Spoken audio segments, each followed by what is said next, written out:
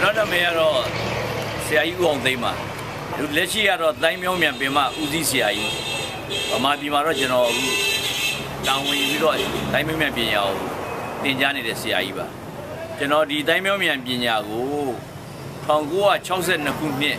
မှာဆရာဦးတန်းရွှေစီမှာကျွန်တော်သင်ပါတယ်ဦးတန်းရွှေပြန်သွားတဲ့အခါမှာဆရာဦးတန်းရွှေရဲ့ဆရာကြီးဦးမောင်လေးကိုလိုက်ရှာပါတယ်လိုက်ရှာတော့ဆရာကြီးဦးမောင်လေးကိုရန်ကုန်မှာတွေ့ပါတယ်တွေ့တော့ရန်ကုန်မှာဆရာကြီးဦးမောင်လေးကိုကျွန်တော်တန်လင်းကိုဖိတ်ပြီးတော့